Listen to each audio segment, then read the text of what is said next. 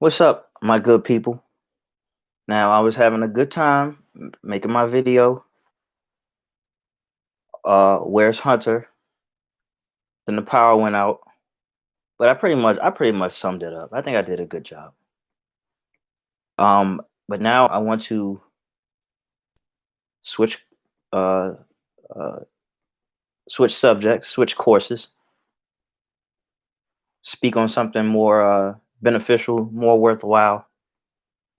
Um, and the benefit of this is that I get to read these quotes in real time. I haven't read them yet and just kind of put myself on the spot to elaborate or just to, I don't know, say, yeah, agree.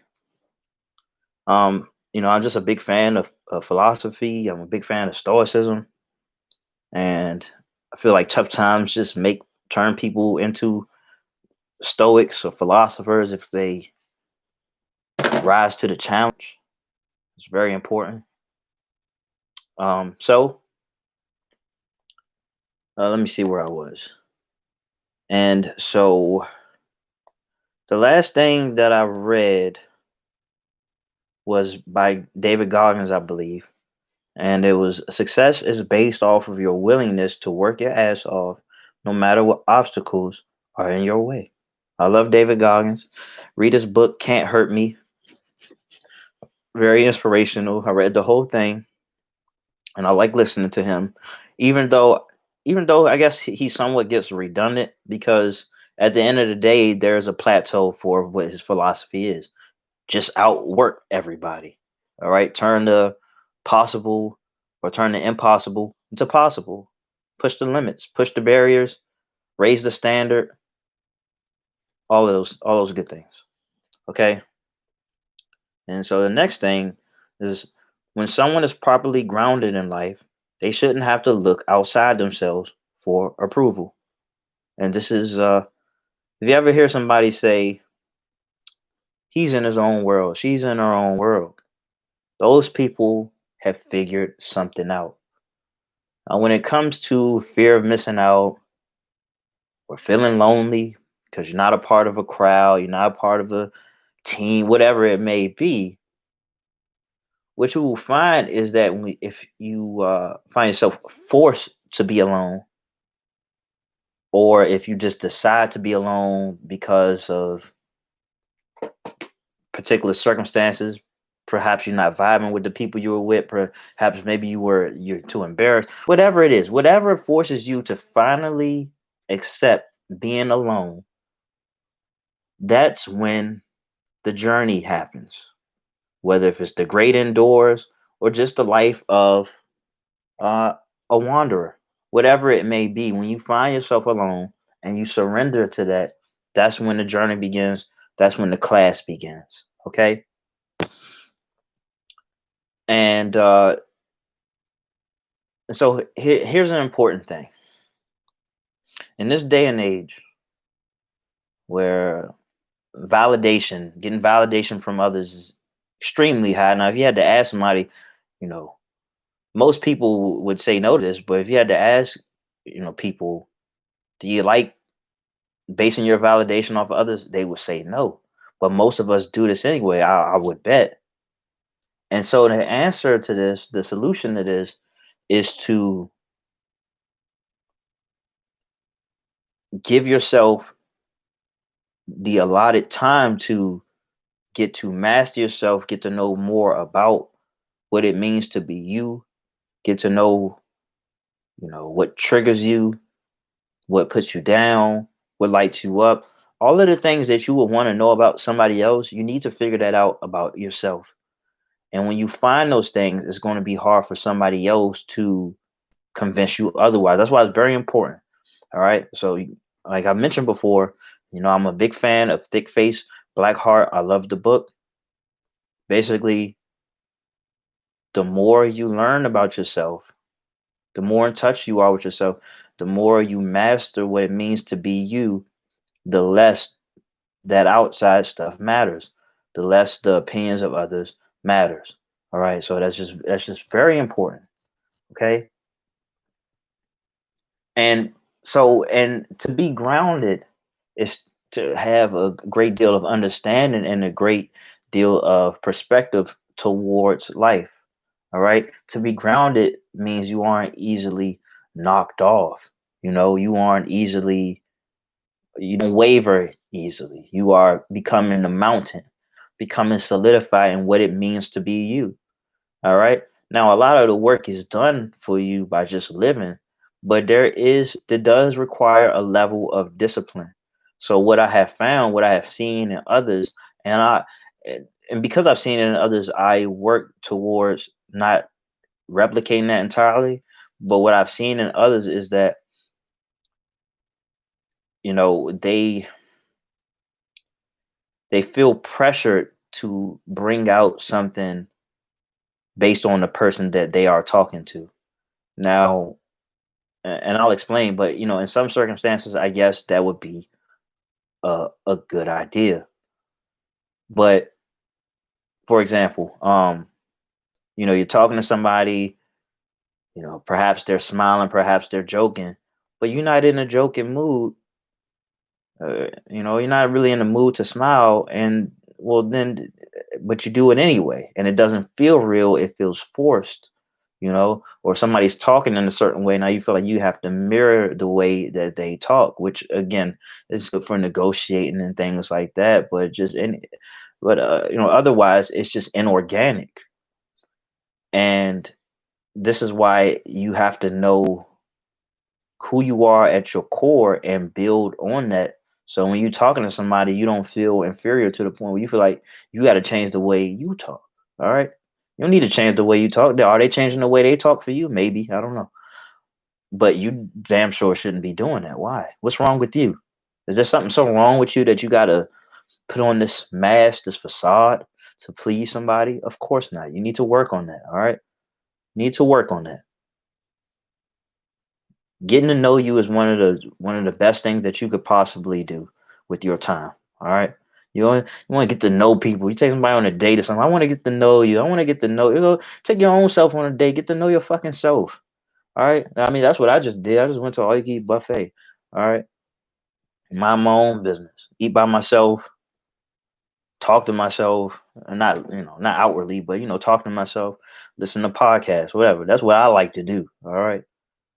And I spend a lot of time alone anyway. I'm gonna get something out of it. All right.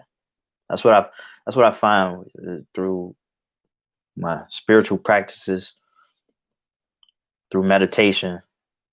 I find more and more ways to enjoy the time that I have alone, and I find out more about myself, and I challenge myself, and I question myself because I need to get to know me. All right. Everybody else is secondary, always secondary. Need to get to know me first. All right. Need to know what makes me tick. All right. Because I never want to be in a position where I'm so overwhelmed that I make a mistake. Okay. This is why I play chess all the time. All right. I want to just wrinkle out, I want to get all those, I want to iron out all of those wrinkles. I want to get all of those, I want to play mistake free football. Mistake free. All right. The ultimate power in life is to be completely self reliant, completely yourself. This is by Robert Greene. Now, I kind of admire Robert Greene, but right now he's kind of on some bias shit right now. So, but that's just revisit what he just said, what I just read. The ultimate power in life is to be completely self reliant, completely yourself. Robert Greene. Along the lines of what I was just saying, to be completely yourself. And sometimes when I'm by myself, it almost feels like people are watching me. And so I try to kind of internalize that people are watching me. And I treat that as a moment to exude the confidence that I do have. I treat that as a moment to pick my head up. 'Cause sometimes when I'm rocking out the music, it could be very embarrassing if somebody were to see me. And so I kind of drop my head a little bit, but I don't know why I would do that. There's no reason to do that. Well, why should you drop your head if you're enjoying yourself? All right. You just when you prepare for things like that, then as it comes, it doesn't matter. It doesn't bother you. It fuels you. It only bothers you when you're trying to hide something. Like when you're trying to hide your excitement, you don't want nobody to know that you're excited. Or then when somebody says, "Oh man, you looking like you're having a good time," whatever, then you feel like, "Oh no, no, I'm not." No, yeah, I'm doing my thing. But I think that you got to get confident with being able to express yourself how you express yourself, um, no matter what circumstances you find yourself in. You got to be real with yourself, or you're going to feel it. You're going to feel it in something. It's going to eat at you. It's going to eat at you when you feel like you can't be yourself. But to the point to be completely self-reliant, that doesn't mean that you can't be interdependent. That doesn't mean you can't rely on something. It doesn't mean you can't have help. Just don't depend on it. All right, because people, for whatever reason, they die, they give up on you, they move away, change of heart, whatever it may be, they leave. And so you don't want to build your structure on somebody else's land. Okay, so let's just pretend that was a genius thing that I just said, and let's move on. But no, for real though, or like you don't want to use somebody else's materials for the job. All right, eventually they're gonna want it back or something like that. I don't know. All right, let me stop while I'm ahead. All right, so to be able to rely on yourself, it's very important. All right, and be resourceful, to rely on your resources for the sake of others, for the sake of yourself, and to just build upon who you are and what it means to be you. Hmm, this is a good one by James Pierce. To be stoic is not to be emotionless, as I was telling my baby mama that, but to remain unaffected by your emotions. So you're not a robot. You're gonna feel these things. You're gonna feel the inertia that comes with waking up, not wanting to get out of bed, not wanting to go to work, not wanting to be around certain people. But what I found in many ways is that if you lean into it, it's never as bad. It's never as bad. You lean into it. Prepare yourself for it, you know? And it's not enough to just say, "Oh, this is coming." It's not enough. It's not enough to say, uh, take deep breaths, and I mean, and those things help, but you got to equip yourself with what you would do in certain situations. That's very important. You know, what will you do if you get anxious? You know, what will you do if you feel like your quietness is turning awkward? You know, these are these are the things that you need to maybe think about if you are uh, accustomed to being that shy, awkward person, whatever it is, or if you know that there's potential for you to kind of feel very uncomfortable and out of place. Now, what you may find is some people force things. They force jokes, or they force themselves being, be loud or something like that. And you know what? That could work. But you got to find out what works for you. Maybe for somebody like you, for somebody like myself, I may say, a joke, in a place where I'm kind of the stranger, where I don't know anybody. I may say a joke. I may talk to the person nearest to me, or I'll wait for somebody else to talk to me. One thing that what I try to do less of is to drown myself in my phone, try to make myself seem unavailable. All right. I don't think that's a very good idea. The longer you spend on your phone like this or whatever, the worse it gets. You never want to be in a place where everybody's talking, you on your phone the whole time. Phone got to come down eventually, and then what? It's just, so you kind of want to break the ice as fast as possible. All right, even if you're not a big talker or whatever, listen, ask questions. Asking questions is always good.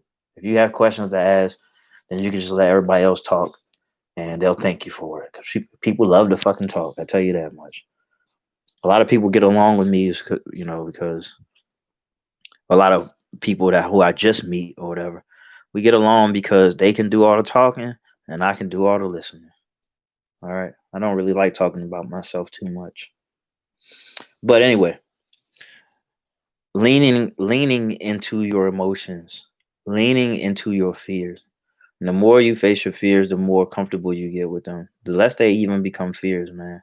But one thing that you don't want to do, because although it's uncomfortable, when it comes to something like facing your fears, it is far worse on the back end to turn your back to it. I mean, like that builds up over time. Both things build up over time.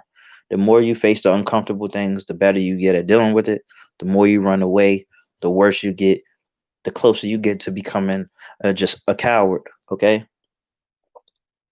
And I know personally in my own life, people have tried me too much. All right. I'm a small guy. I'm not really all that skinny now, but I've been skinny my whole life. Timid, shy, no father figure, whatever. People always tried me. People always, made fun of me, want to push me around, all of these things. Then I realized when you start standing up for yourself, you start to get more and more power. Now, even still, I can be a bit timid or whatever, but I have so much experience with standing up for myself and fighting, throwing them hands, whatever, that it's easier for me. All right. And I'm powered by a different force these days. So it's not only the obstacles that I've overcome, is that I'm somebody's father. All right. And as somebody's father, I can't afford to tuck my tail in between my legs. All right. I have somebody to defend that is relying on me, who sees me as their hero. Whether if I'm afraid or not, that does not matter because I don't have a choice anymore. All right. I can't turn it over to somebody else. I can't count on anybody else to save me. And I wrote a book back in 2017 or 18. I don't remember. But it was called "Who's Going to Save You." And I started writing this when I was sleeping out of my car, and I was reading this book called "No Excuses" by Brian Tracy, and it was a very dark place for me. And it was one of those times where I found myself really having to kind of rely on myself. And I don't think I was doing a great job, but I was really internalizing the lessons that I was gathering, not only from the book, but my own personal circumstances, understanding how people can just people can turn on you and how you can find yourself in situations that are make or break. You know, here I am in a situation, I'm sleeping out of my car. My child wasn't with me, but I'm sleeping out of my car, and I'm contemplating suicide, all these things, but I took suicide off the table because I didn't want my daughter to grow up without a father like I did. My father died when I was almost 2 years old, and I didn't want the same fate for my daughter. That is very unfair for a child. All right, my father, he didn't have a choice. He got murdered. All right. Thank you. I appreciate that. I always be wanting I always be wanting to say, like, please, somebody comment, somebody talk to me while I'm doing this. But at the end of the day, I'm just gonna keep putting out this material for whomever may get something out of it. Because for me, I may treat it like a throwaway and say, two people, it's only two people watching, whatever it is. But this may be something that you need to hear. That somebody needs to hear. This may stop somebody from committing suicide. This may inspire, fill somebody up to take action. You never know. You never know. And I like to think that I'm a pretty down to earth person. I don't have it all up here. I'm not very collected. I'm not on a pedestal. I'm a very bottom feeder type philosopher.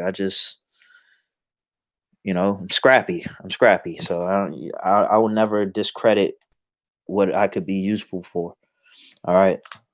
So I'm not speaking from a place of I'm on this high horse or I've made it and this is how you can get to where I am.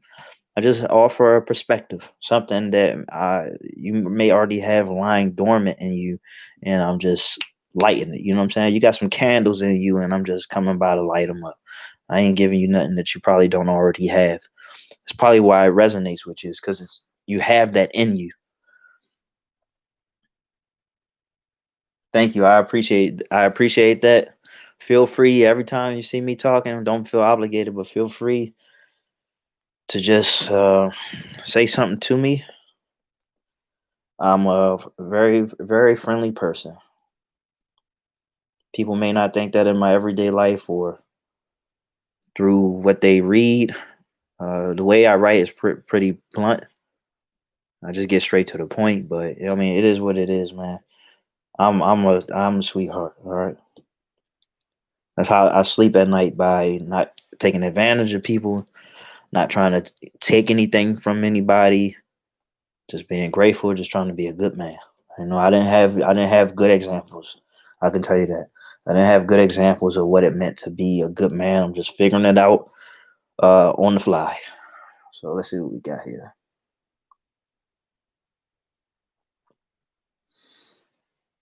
Here's another one from Marcus Aurelius. Learn to be indifferent to what makes no difference. Ah, okay, okay. So don't major in minor things. This is a lesson for me, something that I need to internalize, and I'm getting better at it. I'm getting better at it. You go scrolling through Facebook or whatever, and you see people may say some things that you don't agree with, and you want to tell them how you don't agree with it, but what you find is, and I'm putting this lightly, but really what I'm saying is that you may want to argue about this thing, but arguments, we understand that arguments get us nowhere. It's a waste of time. And in this day and age, it'll just get you blocked or deleted or whatever. So if that's the outcome, what is it all worth? And also, people are in their own, uh, I would say, their own chapter in their very own life. And whether if you think somebody's behind you or not, it does not matter, and you shouldn't be looking at it from a condescending a place. So if it has no significance to your life for the sake of people, then maybe I don't know, maybe leave it alone, because I'm not the type of person who doesn't get in people's business. I do. I get in people's business for the most part if it means something. So you saw I just made this video speaking on Hunter Biden, and then I guess I'm contradicting myself because I don't like talking about people. I don't like discussing people. All right, I think it's very small minded, but this has larger implications, and so I just want to give people my perspective when it comes to something like that.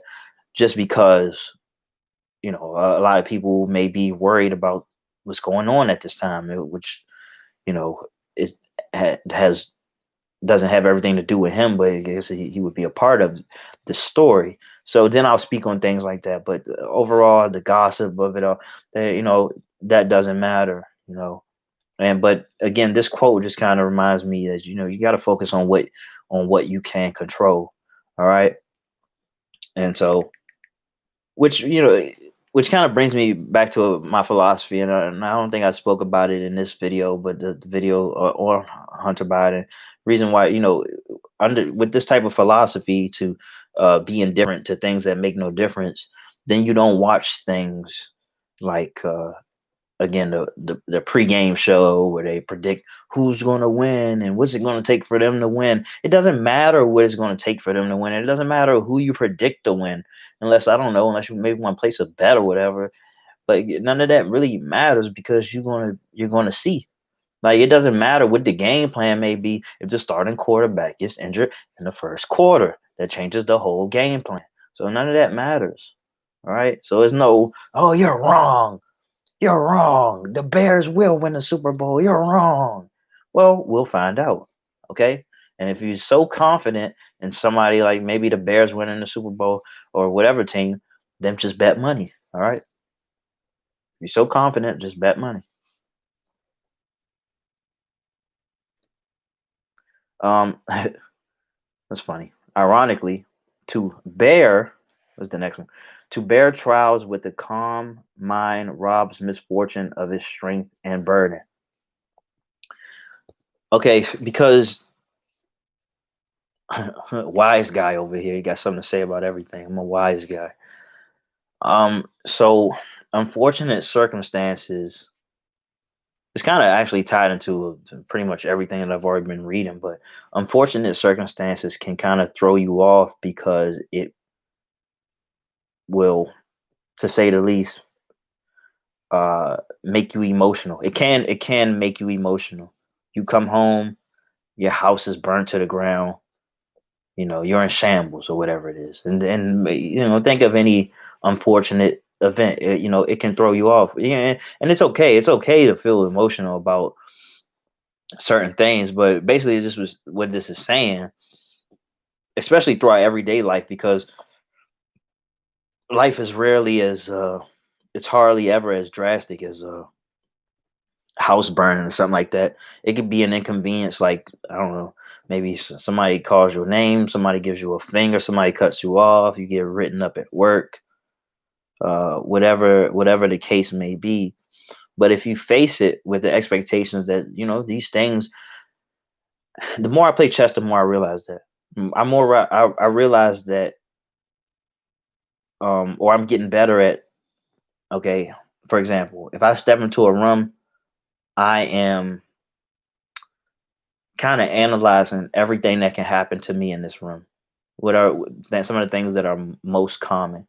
And so when you get more comfortable with analyzing the things that can happen, the things that probably most likely to happen, then nothing really surprises you. Um, that doesn't mean that you're exempt from feeling these emotions, but at least you're not thrown off by something completely out of left field. All right. And at the very least, you get into the habit of expecting the unexpected. All right.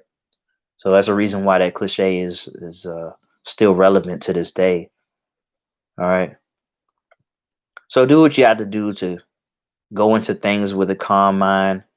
Emotions, they blind you a little bit. They dumb you down a little bit.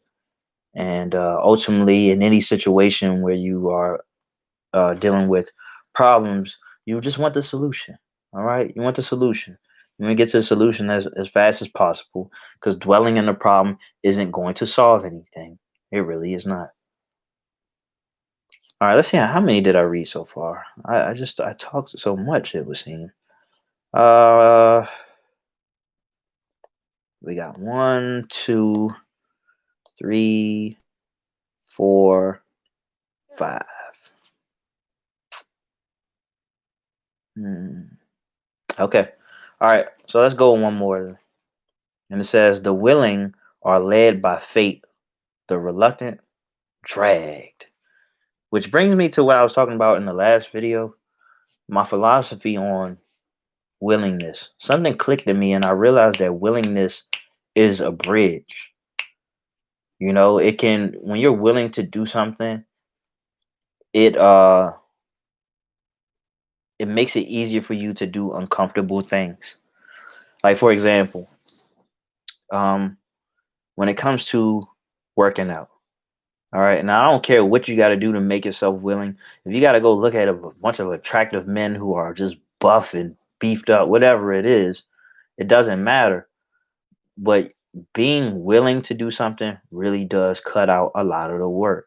So, like, for example, since we're talking about working out, I've been working out a lot since May, and I put on 18 pounds, probably 20 pounds.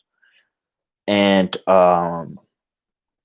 it's not always easy, and sometimes it's a chore, but I do things to pull my willingness up, my level of willingness up by saying, not necessarily by saying anything, but by kind of reminding myself, your workouts don't even take that long, you know. Or what I found to be easy for me when it comes to working out that makes me extremely willing is that I focus on one area at a time.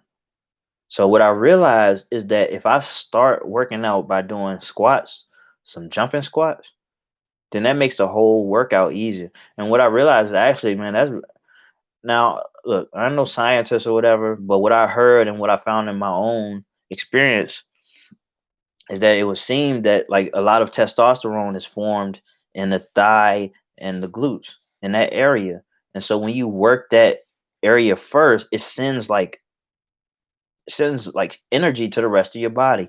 Maybe it works in other places, but I found that when I do it this way, it makes the it makes the workout more enjoyable for me. It makes it kind of easier. That doesn't mean I'm not challenging myself, challenging my muscles, but it just mentally is it's easy to kind of compartmentalize or just kind of just section them off.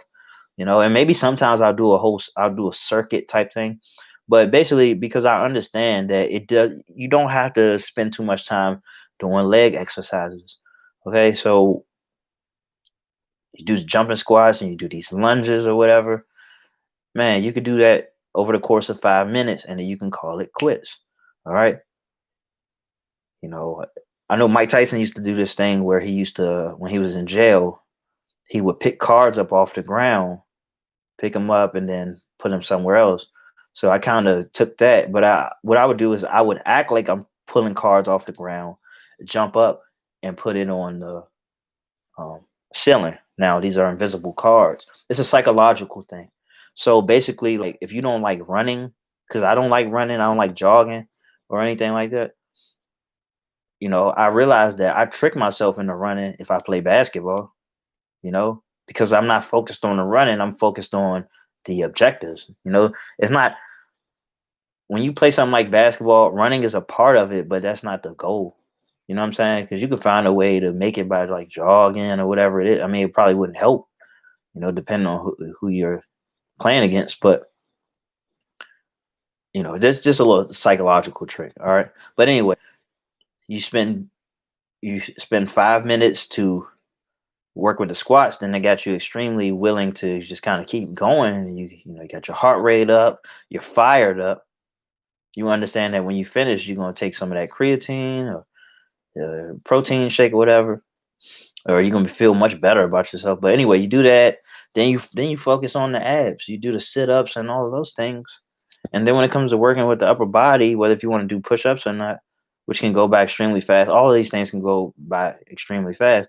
You know, you can actually watch TV or something while you do push-up. Not while you do push-ups. I mean, I guess if you want to listen to the game or something, but like if you want to like actually watch something, then you can lift weights while you watch Vikings or something like that.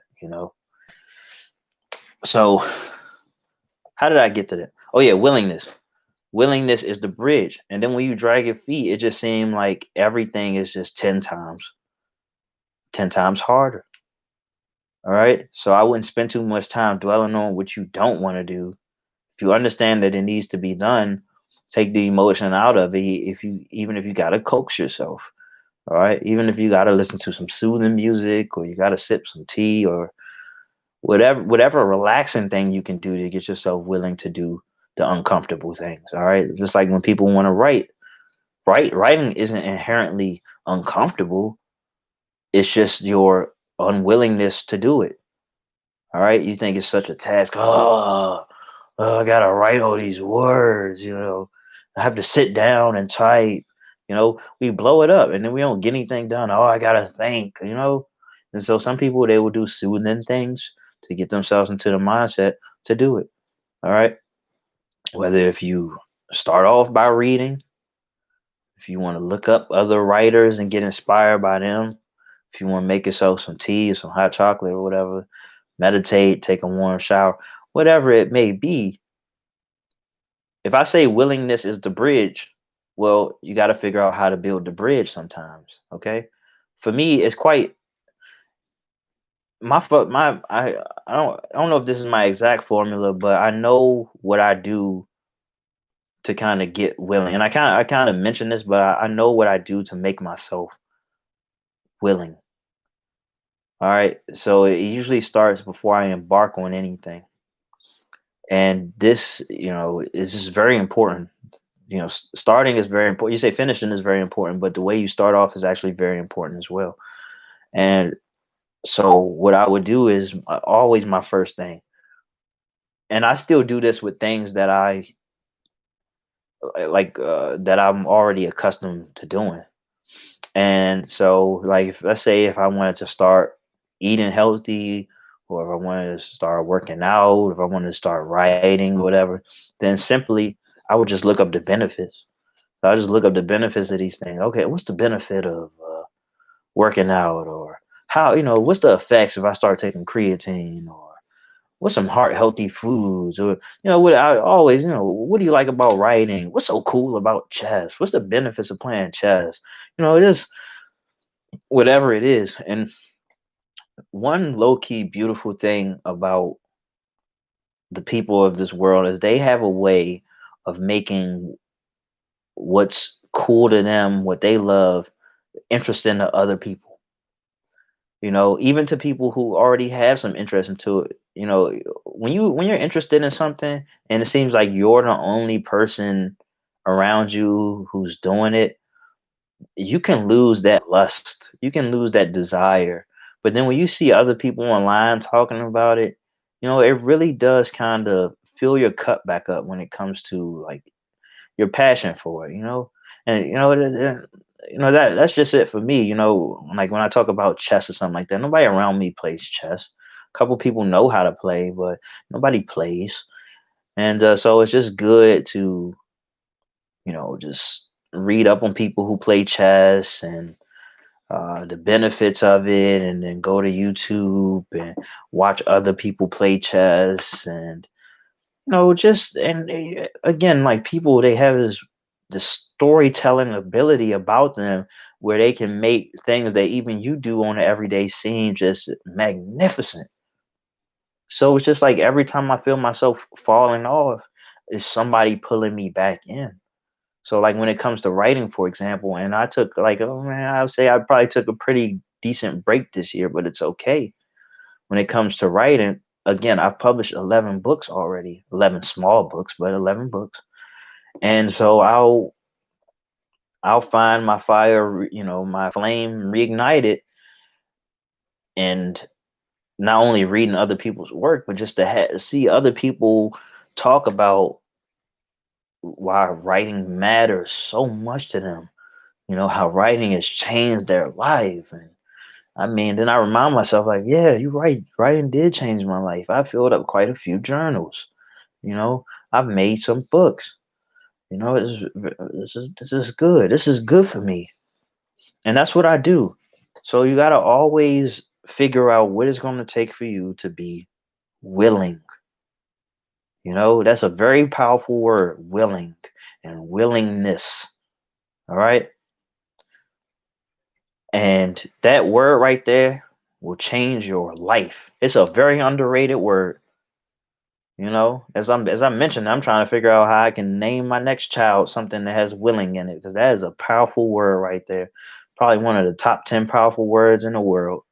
Nothing moves without willingness, man. I tell you that, man.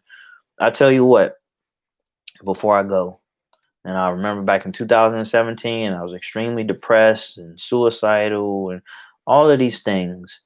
And at that point, it had probably been 6 years since I had an actual job. I had money coming in every once in a while, whatever.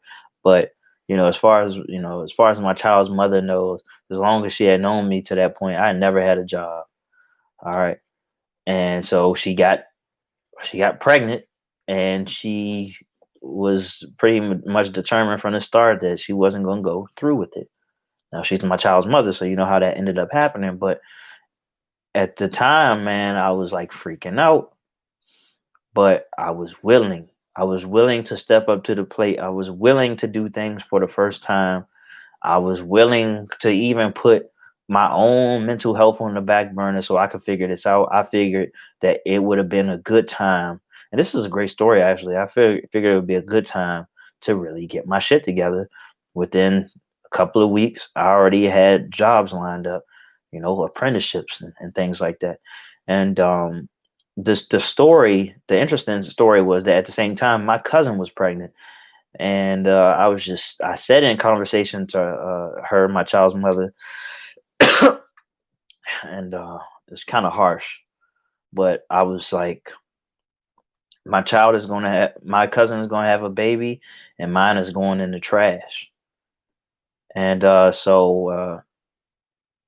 forward, you know, my cousin's child was born in March.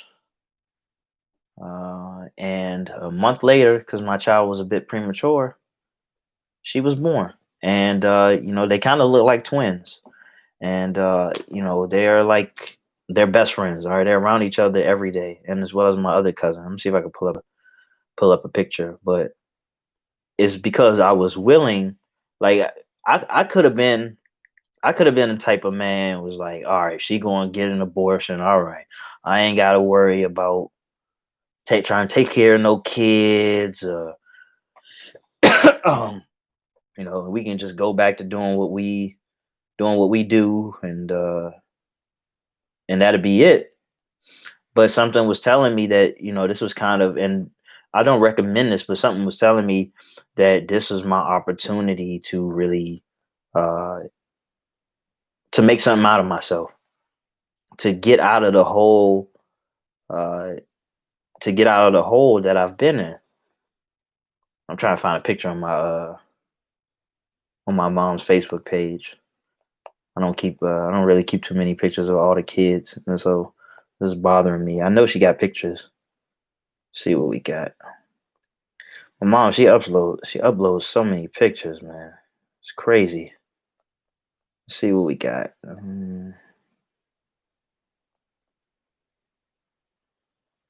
Mm, well, I see a lot of my daughter.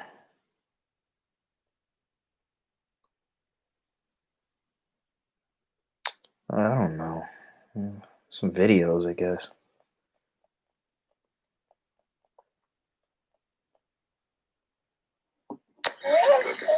Nana, don't touch it. Let me see. So I don't know if you can see. That's not my daughter. That's my cousin. That's my cousin Ava. That's my cousin Zayden right there. And my daughter should be coming up soon. Let's see. My daughter's just like me. Like we're both Tauruses, so we be in our own world.